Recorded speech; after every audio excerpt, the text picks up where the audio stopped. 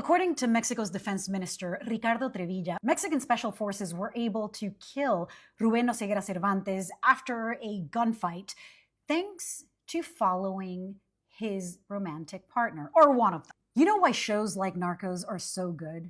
It's because they're based on real events. And now we're seeing the series of events that also plays like a movie happen before our eyes. This person had been on the DEA's radar for many, many years. There was a $50 million bounty on his head. Both US and Mexican authorities had been trying to track him down and stop him. So Mexican military intelligence was able to track down and start surveilling and following a trusted associate of one of El Mencho's romantic partners. They followed this person to a location in Tapalpa, Jalisco on Friday, who was escorting this romantic partner to meet with El Mencho and spend the night. A Mexican military official said that the exact location was identified thanks to very important additional information provided by US intelligence. And it's worth noting that even though President Trump and President Claudia Sheinbaum could not be further apart politically, ideologically speaking, there has been increased cooperation when it comes to counter cartel operations, especially when it comes to surveillance and intelligence between the US and Mexico in a task force that was formed and that has been beefed up over the last several months. Okay, back to the woman.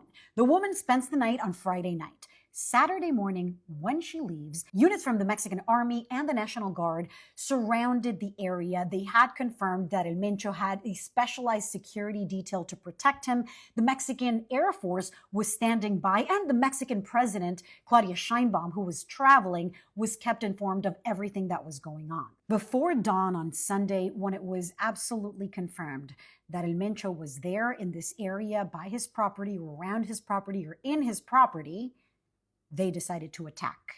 General Trevilla, Mexico's defense secretary, said that the response from the cartel and from the security detail was extremely violent, and yet no Mexican soldiers were killed. Several were injured, and 8 members of the cartel were killed.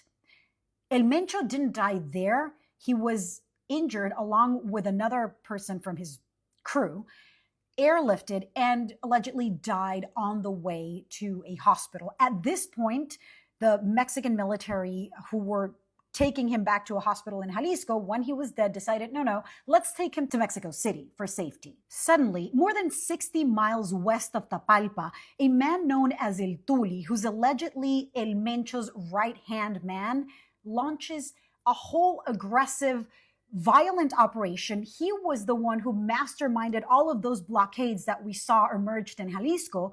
And this person tells his own soldiers from the cartel that he will pay $1,000 per soldier, Mexican soldier from the Army or the National Guard, that they kill. And that's how more than 24 Mexican National Guard members are killed. At least 1 civilian is killed in Jalisco and a few others. But ultimately, a paratrooper Mexican rifle brigade is able to identify where El Tuli is, and they kill him too. So now you ask, number 1 and number 2 of Cartel Jalisco Nueva Generación are dead. Is this the end of the problem? Obviously not. If you've watched Narcos or followed the events that happen after the killing of a major drug kingpin and his close circle, this is not the end. There are succession wars, there are turf wars, and Cartel Jalisco Nueva Generación is not the only cartel operating in Mexico. It's also not the end, and I might stress, because it is not the end of the demand for the drugs that empower and enrich these cartels.